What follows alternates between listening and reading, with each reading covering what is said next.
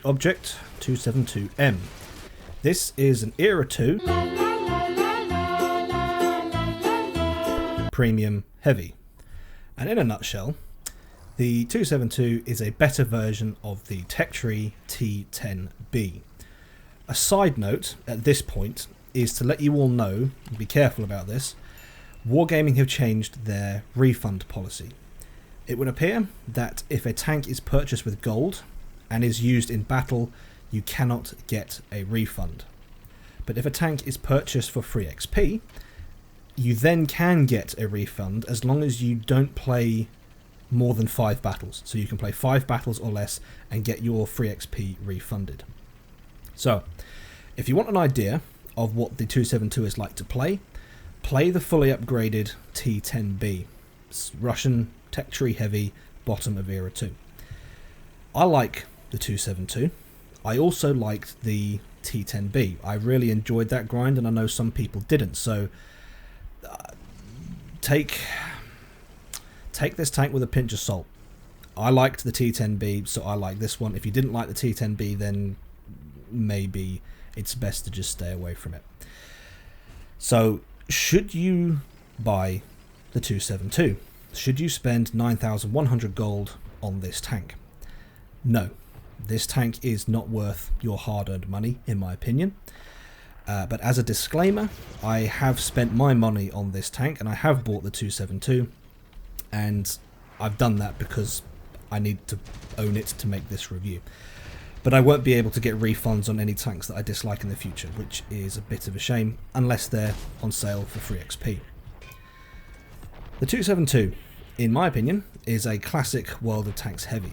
It's relatively slow, the gun hits hard, the ATGMs hit for enough without feeling like they're overpowered, and it has the armour you'd expect for a bottom tier Era 2 heavy. It's well balanced. I don't get the impression that the 272 is game breaking at all. Given how similar the 272 is to the T10B, I'm going to compare the two directly. So, the 272 has 401mm of pen on standard armour piercing, 520mm on gold heat rounds, and 120mm of pen on secondary high explosive. Gold and standard will do an average of 540 alpha, and secondary will do an average of 680. These gun stats for the 272 are identical to the fully upgraded T10B. The ATGMs on the 272 behave exactly the same way as the ATGMs do on the BMP-1. So if you've got the T10B and you've got the BMP-1, play both those tanks to get an idea of what the 272 is like. ATGMs from the BMP-1 and basically the fully upgraded T10B. So the ATGMs on the 272 have 520mm of pen and 800 average alpha per shot. The 272 has 2,900 hit points, the T10 has 2,600, the unboosted top speed for the 272 and T10 is 52 km an hour, the 272 has 490 meters of view range, the T10 has 470 meters, and finally, both have a moving concealment of 470 meters and a still concealment of 440 meters. So, this far, the only difference between the two vehicles are the hit points, the view range, and the fact that the 272 has ATGMs. There are additional differences though that push the 272 beyond the T10.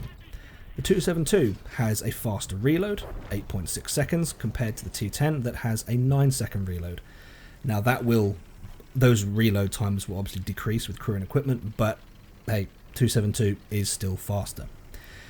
The fact it's got a faster reload means that the DPM of the 272 is higher. The gun accuracy of the 272 is also slightly better at 0.27 meter accuracy, 0.27 at 100 meters, compared to the T10 that has 0.3. The final difference between the two is the hull traverse. 272 has 38 degrees per second, the T10 has 34 degrees per second. These two tanks are very similar, and they play in a very similar manner. Again, the only difference really from a playstyle point of view is the ATGMs. The T10 you can get up closer because all you've got is your main cannon.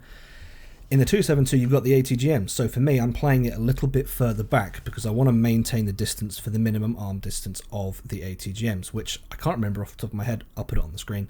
But I play it a little bit more distant, at a further distance away from the enemies, just so I can switch the ATGM should I need to. But for the most part, with my crew and equipment setup, the play styles are very, very similar. And like I said earlier, I enjoyed the 272, but that's because I've enjoyed the T10. If I had to criticise the T10, well, not T10, 272, sorry, it's slow. It's very slow. And that's the reason why I've sped up this part of the gameplay, because I didn't really want you guys to sit through what is almost 2 minutes solid of just slow driving. So here we are, we're just over 2 minutes in the game, and, oh no, 2.5 minutes I should say, and this is where I stop trying to shoot the BMP2 and I engage the Conqueror here. So if I had to criticise it, it's slow. It's not very, it's okay on flat ground, but uphill you really notice it slow down. But it's a T10, it's bottom of era 2. I'm not going to expect too much of it. The other thing is that the ATGMs feel very, very slow. And despite them being the same as the ATGMs and the BMP1, I didn't really notice the speed of the ATGMs and the BMP1, but I really notice it on the 272. And I've got a feeling it's because BMP1, it's a light tank, it's moving, it's mobile. The things are happening with the BMP1, whereas with this tank, it's more sit still, shoot, wait, and the whole time you're waiting for the ATGM to get there, you're not really driving. And this is an example here, where I see the BZT, pull the trigger, and I'm like, oh, it's not there yet. Oh, it got there. I was expecting it to be a lot quicker than that. But hey, it is what it is. So the travel speed of these ATGMs is 130 meters per second. Second one goes out there, and yeah, again, it just, to me, I was like, oh, that took a little longer to get there than expected. So just be a little bit careful when firing the ATGM. It's not lightning quick. It's not an ADATS for sure. It's not a Sheridan. So just keep that in mind. But my experience so far has been, I've enjoyed this tank. I like it. And really, what you guys getting this tank, it all comes down to whether or not you like the T10. If you enjoyed the T10 grind, then you'll like this tank. If you hated the T10 grind, you won't like the 272. Okay, let's take a quick look at the economy stats. So we've got a 55% silver boost, 15% tank XP boost, 5% free XP boost, and a 15% crew XP boost. That tells me Wargaming think this is a very middle of the road tank, and I would have to agree. It's not amazing, but it's not terrible either. This is a tank that's, I've got a feeling you're either going to love it or hate it. It's the T10. People seem to either love it or hate it. So play the T10, play the BMP1 for the ATGMs. So play the ATGMs and the BMP1, get a feel for them. Play the T10 fully upgraded, get a feel for that. And then kind of try and cross them over in your mind and think to yourself, could I live with a tank like that? Would I buy a tank like that? If the answer is yes, then feel free to buy one. If not, skip it. Okay, folks, that's all I've got for this one. If you've enjoyed this video, please leave it a like, if not a dislike. Subscribe if you haven't already, and I'll catch you in the next one.